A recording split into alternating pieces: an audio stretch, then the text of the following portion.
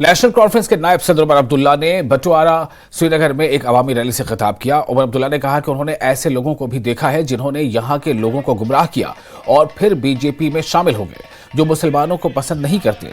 उमर अब्दुल्ला ने कहा कि वो यहाँ की तरक्की और खुशहाली के दावे कर रहे हैं और हमारे जख्मों पर नमक पाशी कर रहे हैं। उन्होंने हमारी शनाख्त और इज्जत छीन ली है।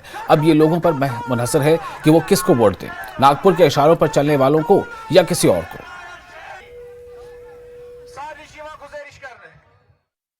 करेंगे ये आपके लिए जिन्होंने अभी तक कुछ नहीं किया इस इलाके के लिए, जिन्होंने सिर्फ और सिर्फ आपके साथ साजिशें रचाई, आपको धोखा दिया,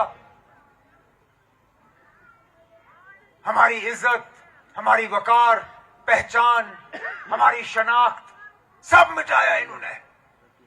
और उसके बरक्स मिला कुछ नहीं, कुछ नहीं। आज भी नौजवान नौकरियों के लिए दर-बदर की ठोकरें खा रहे हैं।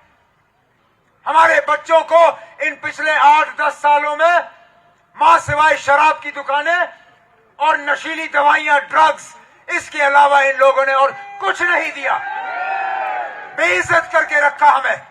13 तारीख को आपने तय करना है कि आपको कौन सा नुमाइंदा दिल्ली भेजना है। क्या आपको वो नुमाइंदा चाहिए जो दिल्ली जाके नागपुर की गोद में बैठे? आपको वो नुमाइंदा चाहिए जो कल को बीजेपी के साथ हाथ मिलाए? आपको वो नुमाइंदा चाहिए जो 370 और 35A पे खामोश रहे?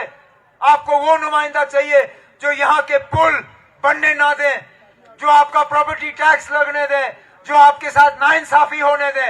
या आपको वो नुमाइंदा चाहिए जो आपके जज्बातों की सही मायने में तर्जुमानी कर सके, जो आपके हकूक के लिए लड़ सके, जो आपके इंसाफ के लिए लड़ सके, जो हमारी इज्जत, वकार, पहचान, शनाख्त उसको दोबारा वापस लाने के लिए लड़ सके? अगर आपको नुमाइंदा वो चाहिए जो आपके लिए लड़े, जो वहां जाके आपकी आवाज बने, जो आपके जज्बातों की तर्जुमानी करे, फिर आपको ज्यादा मशीन में देखने की जरूरत नहीं है। वहां सिर्फ एक ही बटन है जो आपके हकूक के लिए लड़ने की ताकत रखती है, और वो बटन हल का बटन है। वो बटन जनाब आगा सैयद रूहुल्लाह साहब का बटन है, वो मेरा है, वो फारूक साहब का है, वो आप सबका है। और इसी में हमारे तमाम मसलों का इलाज लिखा हुआ है।